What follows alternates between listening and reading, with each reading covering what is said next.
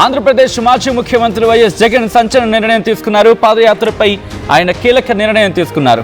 ఏడాదిన్నర తర్వాత పాదయాత్రను మొదలు పెడతా అంటున్నారు ఆయన. అవును, గతంలో తన పాదయాత్ర చేసిన సందర్భంలో, అంటే పాదయాత్ర చేసిన తర్వాత ముఖ్యమంత్రిగా ఆయన గెలిచారు. ఇప్పుడు మళ్ళీ ఏడాదిన్నర తర్వాత పాదయాత్ర చేస్తా అంటున్నారు ఆంధ్రప్రదేశ్ మాజీ ముఖ్యమంత్రి వైఎస్ జగన్. ఏడాదిన్నర పాటు ప్రజల్లోనే ఉంటా అంటున్నారు ఆయన. ప్రతి వారం ఒక్కో నియోజకవర్గ కార్యకర్తలతో భేటీ అవుతారంటూ సంచలన వ్యాఖ్యలు చేశారు. ఏలూరు నియోజకవర్గంతో మొదలు పెడతా అంటున్నారు ఆయన. ఏలూరు నియోజకవర్గంతో మొదలు పెడుతున్నానంటూ చెప్పుకొచ్చారు. రాష్ట్రంలో ఎవరికీ భద్రత లేకుండా పోయిందంటూ సంచలన వ్యాఖ్యలు చేశారు ఆంధ్రప్రదేశ్ మాజీ ముఖ్యమంత్రి వైఎస్ జగన్. ఎక్కడా పోలీసింగ్ వ్యవస్థ కనిపించడం లేదు అంటున్నారు ఆయన. ప్రశ్నిస్తే కేసులు పెట్టి భయపెట్టిస్తున్నారంటున్నారు. వచ్చే నెల లేదా మార్చి బడ్జెట్, ఇన్ఫాక్ట్ వచ్చే నెల లేదా మార్చి బడ్జెట్ పెడుతున్నారు అంటూ కూడా చెప్పుకొచ్చారు ఆయన. ఈ ప్రభుత్వానికి మిగిలింది మరో 2 బడ్జెట్లు మాత్రమే అంటూ చెప్పుకొచ్చారు. అంటే వచ్చే నెల లేకపోతే మార్చిలో బడ్జెట్ పెడుతున్నారంటూ చెప్పుకొచ్చారు ఆయన.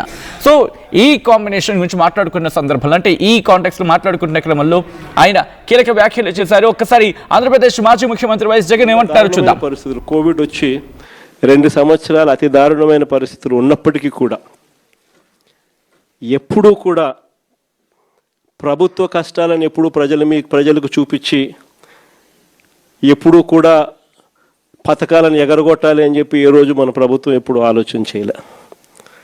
మన కష్టాలు ఎన్నున్నా కూడా ముఖంలో చిక్కటి చిరునవ్వే మెయింటైన్ చేశాం. ప్రజలకు మాత్రం చెప్పిన ప్రతి మంచి కూడా చేసి చూపించిన ప్రభుత్వం మనది. కానీ ఎప్పుడైతే మనం ఓడిపోయినామో, ఎప్పుడైతే చంద్రబాబు నాయుడు గారి పాలన ప్రజలు మళ్ళీ తిరిగి చూశారో అప్పుడు తేడా కనిపిస్తూ ఉంది. జగన్ వల్ల మంచి జరిగింది, జగన్ ఎలా చేయగలిగినాడు, చంద్రబాబు నాయుడు ఎందుకు చేయలేకపోతా ఉన్నాడు, చంద్రబాబు నాయుడు అంత అబద్ధాలోడు, మోసం చేసేవాడు ప్రపంచ చరిత్రలో ఎవడు ఉండడు అని కూడా చెప్తా ఉన్నారు. ఒకవైపున ఉన్న పథకాలన్నీ రద్దయిపోయాయి, మరోవైపున ఈయన చెప్పిన సూపర్ 6లు సూపర్ 7లు అన్నీ మోసాల కింద తేలిపోయాయి.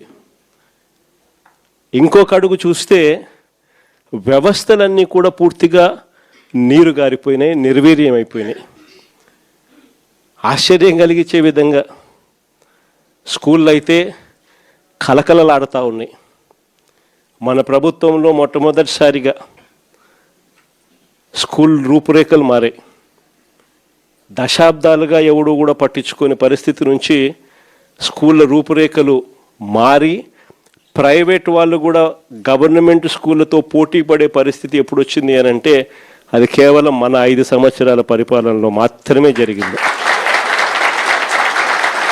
గవర్నమెంట్ స్కూళ్ళల్లో పిల్లల్ని చేర్పించాలంటే ఎమ్మెల్యే చేత రికమెండేషన్ తీసుకొని పోయి, లెటర్లు తీసుకొని పోయి చేర్పించే పరిస్థితి నుంచి ఈరోజు గవర్నమెంట్ స్కూళ్ళల్లో ఏకంగా దాదాపుగా 9 లక్షల మంది పిల్లలు గవర్నమెంట్ స్కూళ్ళు మానేసిన పరిస్థితి ఈరోజు రాష్ట్రంలో కనిపిస్తూ ఉంది. స్కూళ్ళు నాశనం అయిపోయాయి. పెద్ద చదువులు చదువుతూ ఉన్న పిల్లలు ఫీజు రీయింబర్స్మెంట్ లేక 8 క్వార్టర్స్, జనవరి, ఫిబ్రవరి, మార్చికి సంబంధించిన క్వార్టర్ మామూలుగా ఏప్రిల్లో వెరిఫై చేసి మేలో ఫీజు రీయింబర్స్మెంట్ ఇచ్చేసేయాలి. ఒక క్వార్టర్ అయిపోతూనే, ఒక త్రైమాసికం అయిపోతూనే ఆ త్రైమాసికానికి రైట్. అది ఆంధ్రప్రదేశ్ మాజీ ముఖ్యమంత్రి వైఎస్ జగన్ చేసిన కీలక వ్యాఖ్యలు. తన పాదయాత్రపై సంచలన వ్యాఖ్యలు చేశారు ఆయన. ఏడాదిన్నర తర్వాత పాదయాత్ర చేస్తా అంటున్నారు ఆంధ్రప్రదేశ్ మాజీ ముఖ్యమంత్రి. ఈ నేపథ్యంలో ఏడాదిన్నర పాటు ప్రజల్లోనే ఉంటా అంటున్నారు. అంటే ఏడాదిన్నర తర్వాత పాదయాత్ర చేస్తాను, అలాగే ఏడాదిన్నర పాటు ప్రజల్లోనే ఉంటాను అంటే చెప్పుకొచ్చారు ఆయన. ప్రతి వారం ఒక్కో నియోజకవర్గ కార్యకర్తలతో భేటీ అవుతా అంటున్నారు ఆంధ్రప్రదేశ్ మాజీ ముఖ్యమంత్రి. ఏలూరు నియోజకవర్గంతో మొదలు పెడతా అంటూ చెప్పుకొచ్చారు. ఎందుకు ఏలూరు నియోజకవర్గం అనేది ప్రస్తుతం చర్చకు దారితీస్తోంది. డీటెయిల్గా మాట్లాడుకుందాం. మా AP input editor Krishnamohan updates అందించేందుకు సిద్ధంగా ఉన్నారు. Krishnamohan, interesting development. ఏడాదిన్నర తర్వాత తన పాదయాత్రను ప్రారంభిస్తా అంటున్నారు ఆంధ్రప్రదేశ్ మాజీ ముఖ్యమంత్రి వైఎస్ జగన్. ఏలూరు నియోజకవర్గం నుంచి ఆయన పాదయాత్రను మొదలు పెడతా అంటున్నారు. ఎందుకు ఏలూరు నియోజకవర్గం? ఎటువంటి చర్చ ఉంది పార్టీలో? ఈరోజు ఏలూరు నియోజకవర్గ పార్లమెంటు సమావేశం తర్వాత ఏలూరు నియోజకవర్గానికి సంబంధించిన నాయకులతో జగన్ భేటీ అయ్యారు. అయితే జగన్ ఎక్కడ ఏలూరు నుంచి స్టార్ట్ చేస్తానని చెప్పి చెప్పలేదు. బేసిక్ గా ఈరోజు జరిగిన కాన్ఫరెన్స్ చాలా క్లియర్ గా ఆయన ఒక మాట చెప్పారు. ఇప్పటికి అంటే 5 బడ్జెట్లు జరుగుతాయి. 5 బడ్జెట్లు జరిగినప్పుడు ఇప్పటికి 2 బడ్జెట్లు అయిపోయింది. ఇంకొక బడ్జెట్ రేపు ఫిబ్రవరిలోనో మార్చిలోనో జరుగుతుంది. అంటే ఇంకొక 1 year కంప్లీట్ అయిపోద్ది. అయిపోయిన తర్వాత నేను 1.5 సంవత్సరం తర్వాత ఇక పాదయాత్ర స్టార్ట్ చేస్తాను. ఇక ప్రజల్లోనే మమేకం అవుతాను. ఇప్పటికే ప్రభుత్వం మీద పబ్లిక్ లో విపరీతమైన వ్యతిరేకత వస్తుంది. అయితే ఎక్కడ కూడా ఏలూరు నుంచి స్టార్ట్ చేస్తాను అనే అయితే చెప్పలేదు.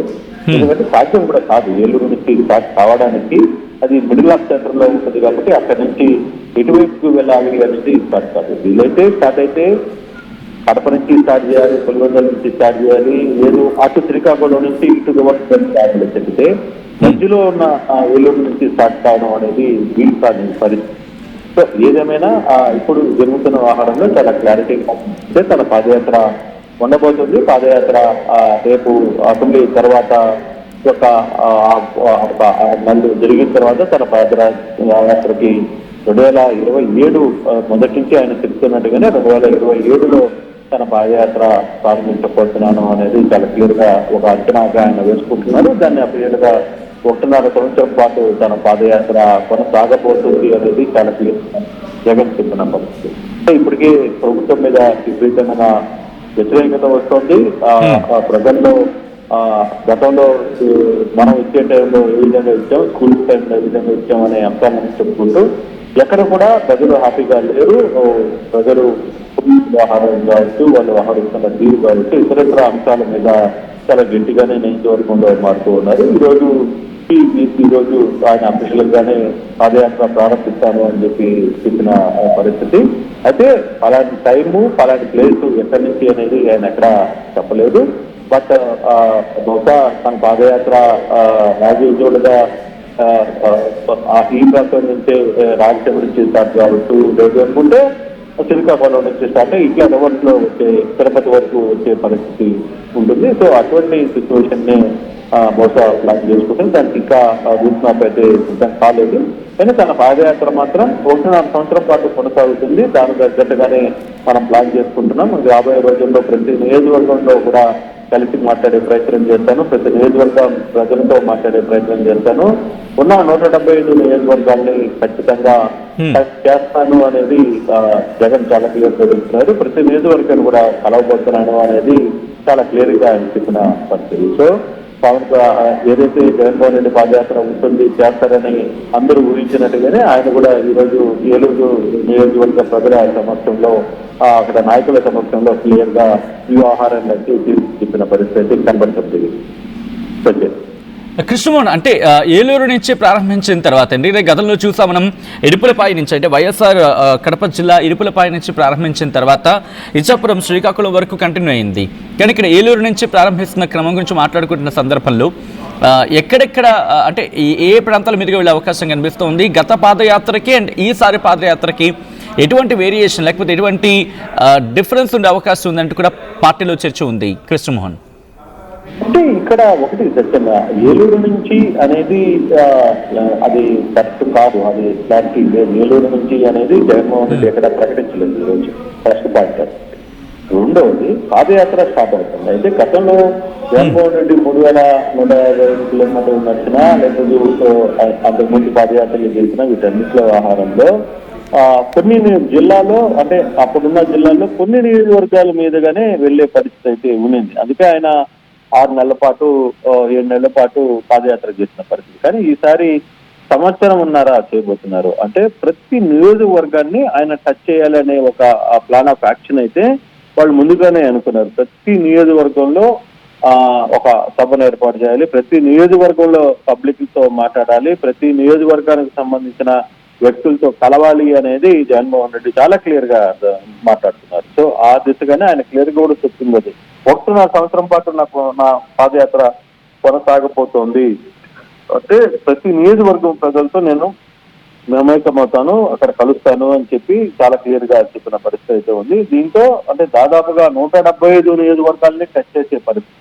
అందుకే ఆయన దాదాపుగా 1.5 సంవత్సరం పాటు ప్రజల్లోనే ఉండబోతున్నాను అనే దానికి క్లియర్ గా ఇండికేషన్ ఇచ్చారు. అంటే 1.5 సంవత్సరం పాటు ప్రతి నియోజకవర్గంలో ఉన్న ప్రజల్ని కలుస్తారు, ఆ దిశగానే పాదయాత్ర జరుగుతుంది. ప్రతి నియోజకవర్గంలో ఉన్న పబ్లిక్ని కలిసే ప్రయత్నం చేస్తారు, అక్కడ ఉన్న సమస్యలను ఎత్తి ప్రయత్నం చేస్తారు.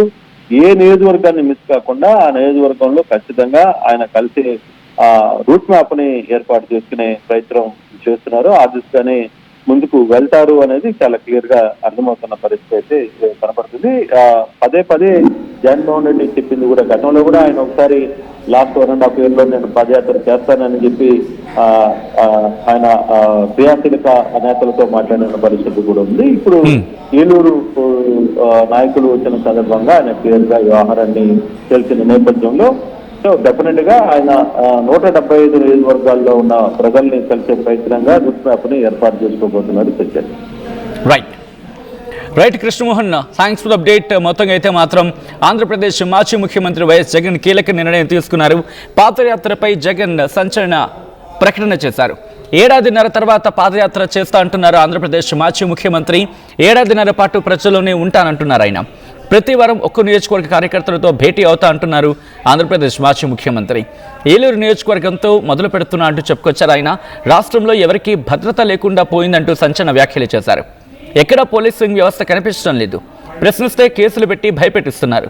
వచ్చే నెల లేదా మార్చి బడ్జెట్ పెడుతున్నారంటూ కూడా చెప్పుకొచ్చారు ఆయన. ఈ ప్రభుత్వానికి మిగిలింది మరో 2 బడ్జెట్లు మాత్రమే అంటూ కూడా సంచలన వ్యాఖ్యలు చేశారు. ఈ క్రమంలో ఆంధ్రప్రదేశ్ మాజీ ముఖ్యమంత్రి వైసీపీ అధినేత జగన్ ఏమంటున్నారు ఇప్పుడు చూద్దాం.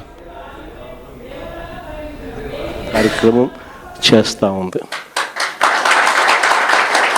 ప్రజలకు ఏ కష్టం వచ్చినా, అక్క చెల్లెమ్మలకు ఏ కష్టం వచ్చినా, రైతన్నలకు ఏ కష్టం వచ్చినా, పిల్లలకి ఏ కష్టం వచ్చినా కూడా వాళ్ళందరి తరపున జెండా పట్టుకొని పోరాటం చేస్తూ ఉన్న పార్టీ ఒక్క వైఎస్ఆర్ కాంగ్రెస్ పార్టీ మాత్రమే. మిమ్మల్ని అందరినీ కూడా ప్రోత్సహిస్తూ జేపీని కూడా